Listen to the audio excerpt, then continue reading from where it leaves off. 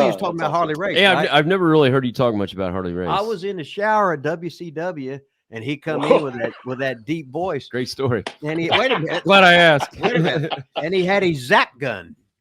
So all of a sudden, Harley rips the shower curtain sideways. There I am, half fluffed, washing my hair, can't see, got shit or soap in my eyes, right? And all of a sudden, I hear that voice, and all of a sudden, that thing's going, fuck! He just ripped the shit out of me. I thought he was just going to kill me right there. Oh, that's great. I'd hate to I'd hate to die right there, and they owed me for a match. So what the fuck, right? Now, did you ever train under Harley? So Harley was my liaison for Japan. So I was a transplant trainee, so to speak. I didn't break in with him, but after about I'm in the business roughly 10 years, and I figure out I don't have a stamp on my name. I trained with Windy City Wrestling.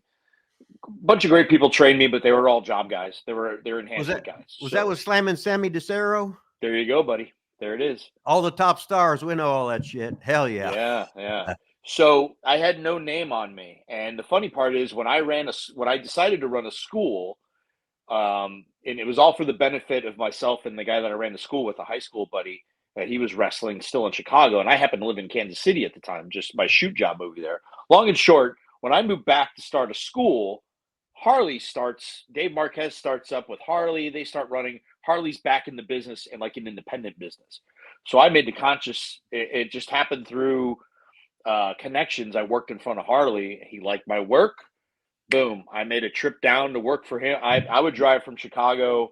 I drive that 8 hours, and I'm not trying to compare, road trips with anybody, but I would just hop in the car myself, drive down from Harley when I could, go work, come back and forth, and mind you, I was working for like Ring of Honor at that point. I was starting to get my name out there, but Harley was the one I wanted to, sit under his learning tree. And sure as shit, like I sat there for a week. I just went down, took my vacation for the year, went and hung out at Harley's down that small town, rented a room and trained at his place. And then after that, subsequent years, I moved down there and I would train at his school. I'd help, run some of the guys and just work all his shows. Was Jason Bates ever down there then? I think Jason Bates was down there. Yes, he was. The Belgian Brawler or whatever. Yes, sir. The Waffler, yeah. Yeah. Bates was down there. He came from Pateras in Minnesota. He came down much the same. Harley was the connection for Japan, and a lot of the Minnesota people would come down. There were some of the girls that came down and a couple different guys, and and Bates had good size too, which Harley always loved someone with good size.